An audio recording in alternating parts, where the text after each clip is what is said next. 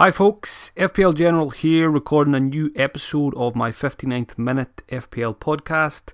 International break is almost over. We're almost there. Gameweek 9 is almost upon us, so roll on the weekend's games. I'm recording on Tuesday morning, the 15th of October. Just a couple of more international games to go tonight. I know my boys Ireland are in action tonight, so hopefully we can do the business. Going to rattle through this same format as usual. I've been enjoying the international break back in Ireland. I'm staying with my mother for a couple of days, so I'm actually recording in her attic. So hopefully the sound quality comes through okay, and you can't hear too many sheep outside the window making noise. Going to start with the shout-outs. This is going to be known as the Riyad Mahrez podcast. I think the Riyad Mahrez episode. I wasn't following the 3 o'clock kickoffs in game week. It wasn't, the game might have even been on Sunday, but whenever Man City were playing in game week 8, I wasn't following the games, and at one point my phone just started dancing around the coffee table and lighting up, and my wife was like, "You better get that. There might be something wrong, you know." And I just picked it up, and it was just about 200 notifications from people saying Mahrez got taken off in the 59th minute. So that was a sweet one. I actually talked him up on the last episode. So after me talking him up, a lot of people probably went and got him in, and then were probably cursing me for cursing him getting his 59th minute substitution. So yeah, that was a sickener, especially for those who went De Bruyne to Mahrez. He gets 1 point, and then just to rub salt in the wound, De Bruyne didn't drop in price either. So couple of others mentions as well. Diego Dalot made his first appearance for Manchester United of the season and managed just 59 minutes. Eric Peters gets a notable mention as well here, because I think he lasted about 55 minutes, went off injured and missed out on the clean sheet point. So that's always very frustrating if you have a defender and he goes off and then the team keeps a clean sheet. And last one I'll mention this week, Gylfi Sigurdsson, very close to a shout out. He got 58 minutes. I think he had a 61 minute appearance earlier in the season as well, and just a very, very disappointing season from an FPL legend. I think he's only got 1 assist so far, no goals after 8 game weeks. So Everton have gone off the boil completely, and Siggy has been a very, very quiet this season. So I mean, I was very close to including him in my game week 1 team. He was in a lot of my drafts during the summer, so thankfully dodged a bullet there.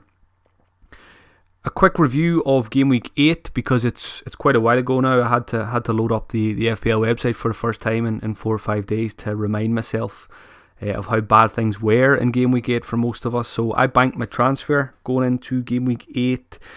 Just benched De Bruyne rather than selling him. I never like using two transfers, because I know I would want him back, so I just benched him.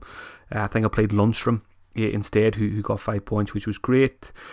Only got 35 points. I dropped about 100,000 places, so I'm sitting at about 550k overall now. So, I mean, not great, but not awful either. I'm pretty content to be sitting there after 8 game weeks. Plenty of time to climb those rankings.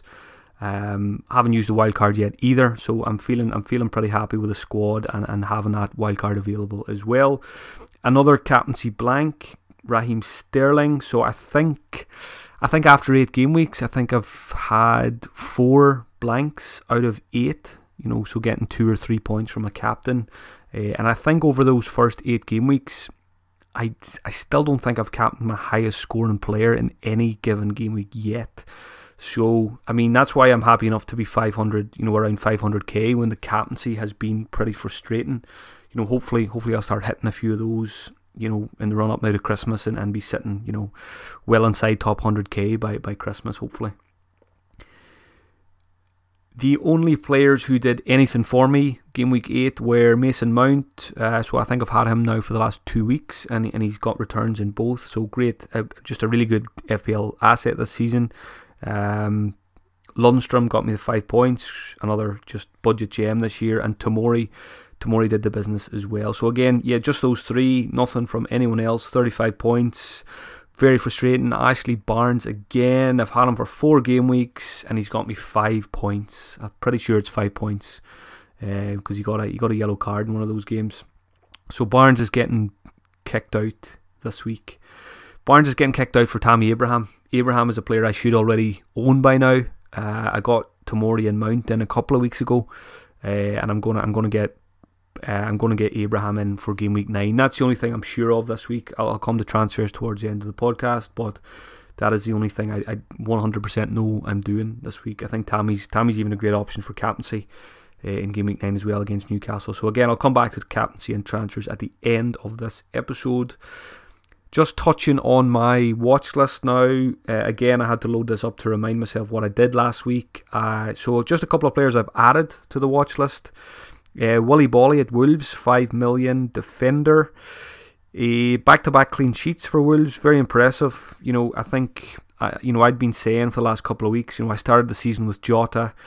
He annoyed me, and then him annoying me, I just said to myself, I'm just going to avoid Wolves until after Christmas because of the Europa League distractions. But I'm kind of reassessing that now. I'm backtracking on what I said. I think Bolly's a pretty safe pick because he's pretty immune to the rotation. He's their most important central defender, so I think he'll play most games. He was doing very well this season despite a red card in there as well. What I like most about Bolly is his bonus point potential. I think he's got 7 bonus points in 8 games. Probably 7 in 7 games actually if he was suspended for one. So I do like Bolly. I like Wolves' fixtures as well. They've got Southampton, Newcastle next up. Then it's Arsenal, Villa, Bournemouth, Sheffield United. So I do like the Wolves fixtures on the horizon. So Bolly's what I'm considering this week for my transfers. Who else have I added? I've added Callum Hudson-Odoi, Chelsea midfielder, 5.9 million. So I got on Mount a few weeks ago, probably got him at 6.5, 6.6. He's up. I think he's up to 6.8 now. So it's almost a million difference between Mount and Hudson-Odoi. So I think for people who missed the Mason Mount boat, I think it probably makes sense to just spend a million less on Hudson-Odoi. I think he'll be a really good option as well. I think he's got back-to-back assists.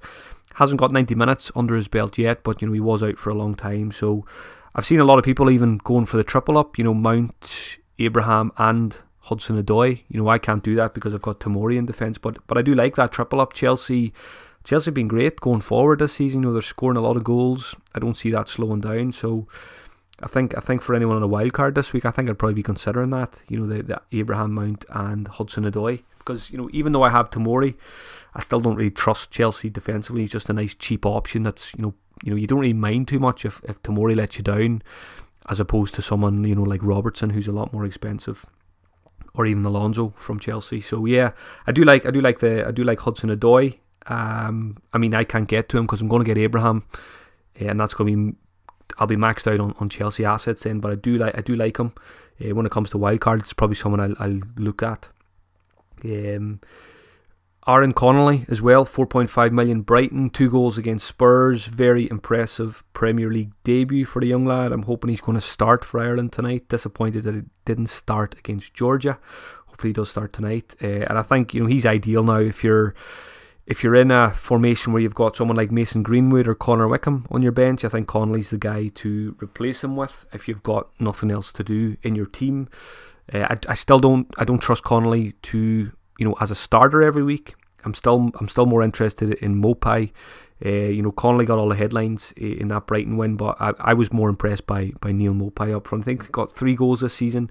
I'm just every time I see him, I'm very impressed by his movement and the positions he takes up. There was quite a few occasions in that Spurs game where he just wasn't found by teammates. So I think Mopai's gonna score a lot of goals this season. I actually had a cheeky few bob on him during the week. I think he was about 500 to 1 for the top goal scorer. Just did him each way if he can get into the top 4. So yeah, I do like Mopai. I think he's unlucky not to have more goals this season. But yeah, Connolly's ideal, I think, as a bench player. Mopai I like as a starter, and hopefully over the next few weeks that Connolly can just keep his place in the starting 11, and then we've got ourselves another John Lundstram, but he's a striker. So definitely want to keep an eye on Connolly. Another player I added to the watch list following game week 8 was Charlie Taylor at Burnley because of that Peters injury. I haven't had a look to see if there's any update to see if Peters if it is a serious injury or not. I added Charlie Taylor just in case Peters was going to be ruled out for a couple of months, because I think 4.2 million is a great price for a Burnley defender. One option I'm looking at this season, or not this season, this week, to get from Barnes to Tammy Abraham, I could sell Zinchenko, and I would only have 4.2 million to spend. So it's probably either, you're looking at someone like Charlie Taylor or Rico or Kelly. So yeah, I'll be keeping an eye out towards the end of this week for the press conference to see what the story is with Eric Peters, because if Peters was ruled out for long term, I would probably just get Charlie Taylor instead of Rico then. Another player I added is Raul Jimenez, much for the same reasons I mentioned about Willy Bolly. Jimenez is less than 10% owned, 7.1 million, 2 assists against Man City. He does only have 2 goals and 2 assists for the season, so there's so many other strikers out there delivering, so most people are probably going to ignore Jimenez. But if you're looking to go a bit different, and you're a fan of Jimenez from last season, I think Jimenez is a fine pick now as well for the next couple of weeks.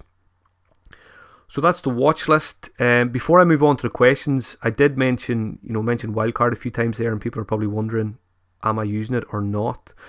I spent a couple of hours last week once Gameweek 8 was over, and again, like quite a few times this season, I was actually very close to activating the wildcard for Gameweek 9. I always kind of had Gameweek 9 in mind as a good time to play it, with a couple of fixture swings for teams and things like that. But I've got 2 free transfers.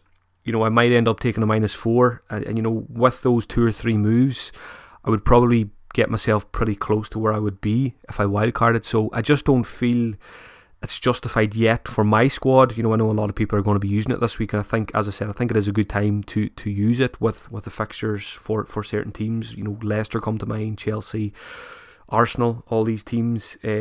But for me personally, I'm still pretty happy overall with the squad, and if I can make 2 or 3 moves this week, 2 free ones or 3 moves for -4, I'll be pretty content then.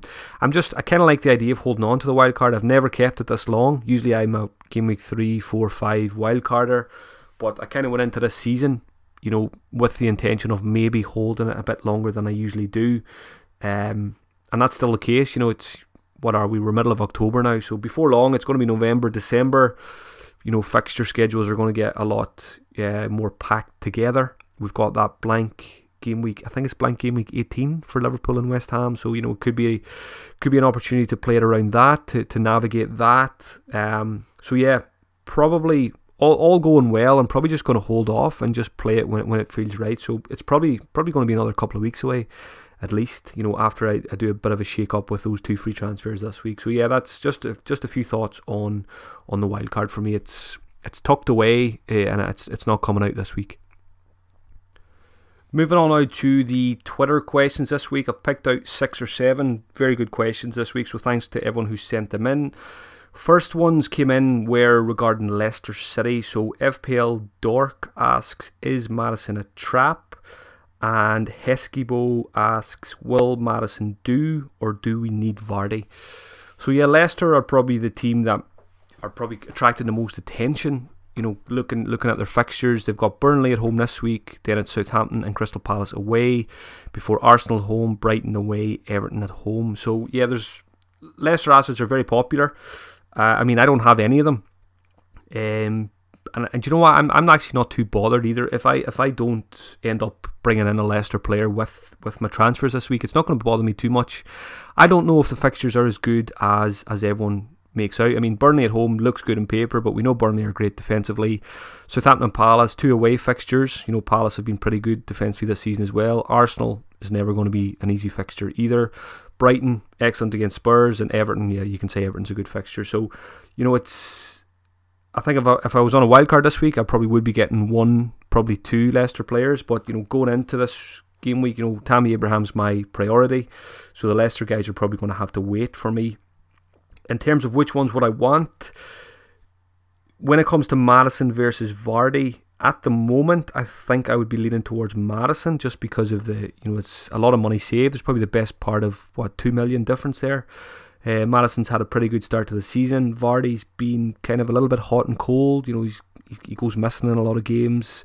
And you know, just from the eye test, you know, watching a lot of them games, Madison spends a lot of the time in the box as well. And obviously he gets on the ball a lot more often, and he's taking a lot more shots. So I think I do favour Madison over Vardy at the minute. Probably on a wild card, I would probably be tempted to get both.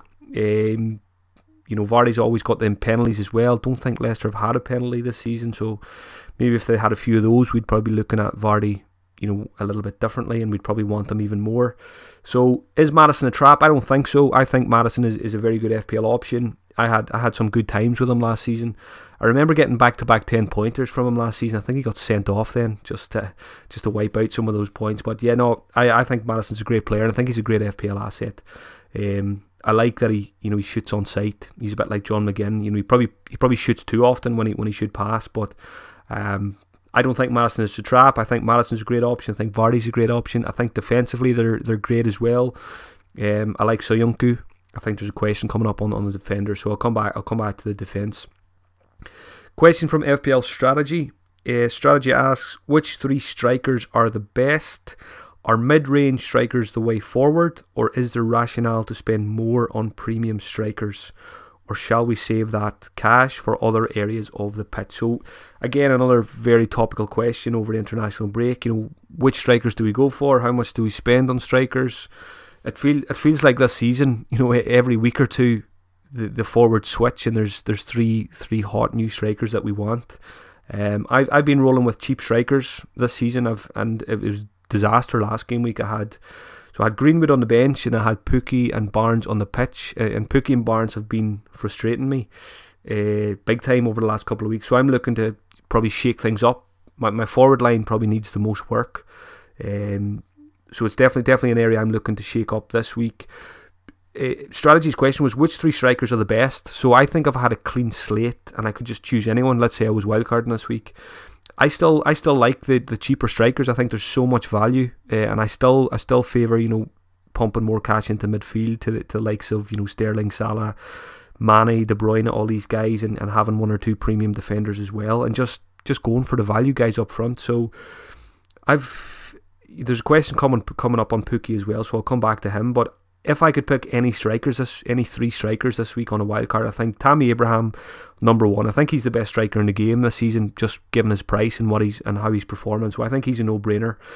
I think I would have Callum Wilson in there as well, given, you know, everyone knows my struggles with Callum Wilson over the seasons, but you know, he's been excellent again this season.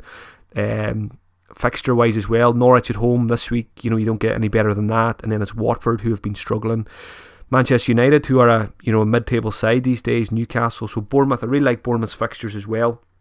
So I think I would have Tammy up there, I'd have Callum Wilson up there, and the third spot, there's probably be a few people fighting for that one, but probably Jamie Vardy. Just again, you know, everyone's talking about these Leicester fixtures. Leicester have been great this season. You know, they're going for the top 4, and I think they could do it this year, given how many of the others are struggling, the likes of Spurs and Man United. So I do like Leicester. I do like Vardy, you know, proven FPL asset. So yeah, I think that's where I go. Tammy, Callum Wilson, Vardy, and just continue with, you know, big midfielders and a couple of big defenders as well. So yeah, I think that's the way I would go personally. I kind of went into the season. With a mindset of, you know, just trusting those cheaper strikers and not worrying too much about the big guns, the likes of Aubameyang, Aguero, Harry Kane, and I'm still happy enough to do that. Yes, Aubameyang and Aguero have been excellent, but you know, I'm still not going to go out of my way. I don't feel like I need to rip up my team to get those guys, because there is so many cheaper guys that are doing really well and are capable of matching those guys. So that's where I'm at. I'm still happy enough to go with the sub 10 million strikers. I mean, that could change over the next few weeks if the likes of Aubameyang and Aguero keep doing what they're doing. But I guess in terms of Aguero, it all depends on Sterling. If Sterling can get his finger out and start doing stuff for us, you know, there'll be no need to have Aguero then, in my opinion. A question from FPL Logic. This is a question I'm asking myself this week. What to do with Zinchenko? So FPL Logic is considering moving Zinchenko on for someone like Bolly, Lewis Dunk, or even Matip to triple up on the Liverpool defence. Now, triple up on Liverpool defence, I don't know I don't know if it's the right time to do that. Looking at their fixtures, I think Alisson will be back in Gameweek 9, which is good news, which is making me want to hold on to Robertson alongside Alexander-Arnold. I've had both of those guys all season. So I'll be happy to see Alisson come back if I do decide to keep Robertson. There is coming to transfers later. Robertson is someone I'm considering selling to free up some cash for them strikers. I don't think I would triple up on Liverpool defence at the minute. United next, Spurs, Villa, Man City. Really don't see too many clean sheets there, as much as I want them as an owner of two of them. So I probably would go someone like Lewis Dunk or Willy Bolly rather than Matip in that sense. But what to do with Zinchenko? Zinchenko's a tricky one. I mean, I've had him all season. I think he got 45 minutes in Game Week 8. I think he came off the bench, which was annoying. Again, for me, if I'm just going to be logical with my transfers this week, I should just focus on my weak links and just get rid of Barnes and Zinchenko, just to fix those two areas in my team. But again, if I want to do a proper shake-up of my strikers, it will probably mean Robertson would have to go to free up some cash, and that means I would just keep Zinchenko. And I'm not against that idea. And, the hope would be that he would get a couple of starts over the next few games. There's clean sheet potential in the next 3 for Man City, so you would hope that he would maybe get 2 out of 3 at least, if not all. And worst come to the worst, if he doesn't play, hopefully he doesn't come off the bench. And I've got the likes of Lundstram and Cantwell and these guys who can come in. So that's something I am actually considering keeping him, even though he's been frustrating. He's dropped in price, but if I've got bigger fish to fry, Zinchenko might actually survive for me this week. So I think selling him obviously makes sense. If you've got no other issues, selling Zinchenko is an easy one. We said all along, once we see him get rotated or get less game time, you just sell him. So that's probably what I should do this week, and it might end up what I do end up doing on Friday. Next question was from Stephen Tripp. A similar question to Zinchenko. Stephen asked what to do with Pukki. So yeah, Pukki's probably one of the most sold players this week. I think it's 4 blanks in 5. The guy only about 3 or 4 weeks ago we said was going to be a season keeper. The best thing since sliced bread. Pukki is going to be this season's Jimenez. Just shows you how quickly things change in FPL. And I don't think the issue is Pukki. I think the issue is Norwich. They've been really poor in the last couple of weeks. Obviously they've had so many hit by so many injuries.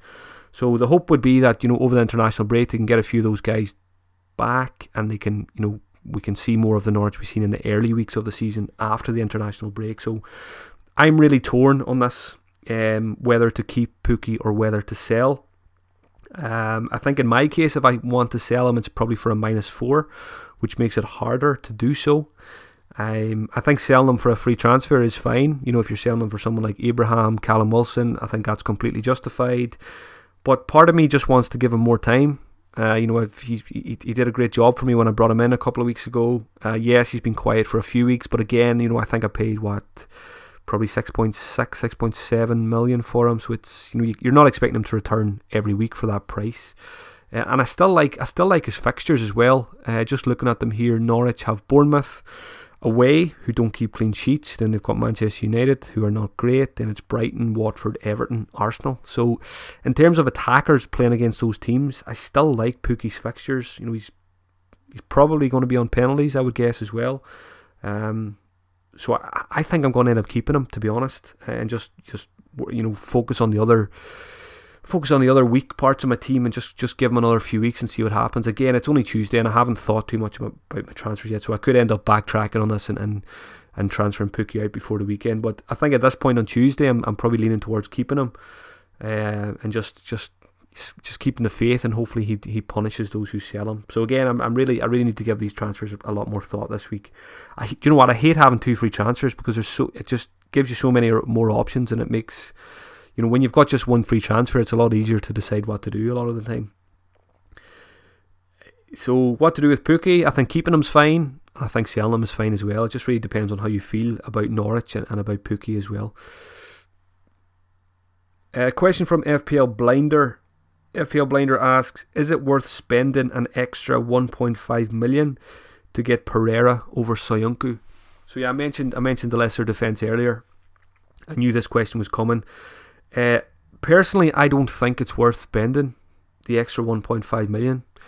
1.5 million is a lot of money in FPL. It can go a long way in other parts of your team. And first and foremost, when you're buying defenders, you're buying them for clean sheets.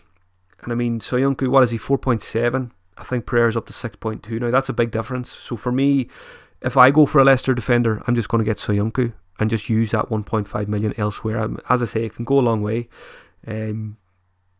People are saying they're going to get Pereira for his attacking returns, but watching Soyuncu, he's got a lucky assist so far. He doesn't have any goals, but I think he's got goals in him. So I do think I think he offers more attacking threat than maybe people are giving him credit for. So I just think, for me it's a no-brainer just to spend the 4.7 rather than the 6.2. Obviously Pereira could go and smash it. Pereira's an excellent player.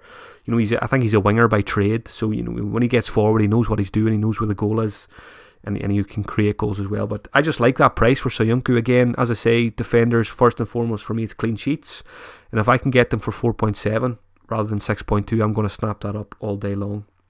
So that's my 2 cents on Leicester defenders. Soyuncu is the guy I like most there. Question from Goris Pal. Goris asks, should we stick or twist with Sterling? So there's a lot of these stick or twist questions this week. Pukki, Zinchenko. Now it's Sterling. Should we stick or twist with Sterling? And is Aguero the best Man City attacking option? So I've had Sterling all season. I think I've captained him for the last 5 game weeks as well, which hasn't panned out very well. If we could just captain him when he plays for England, we'd be doing great. He seems to score all his goals on international duty these days. I'm sticking with Sterling. Hasn't even really crossed my mind to sell him.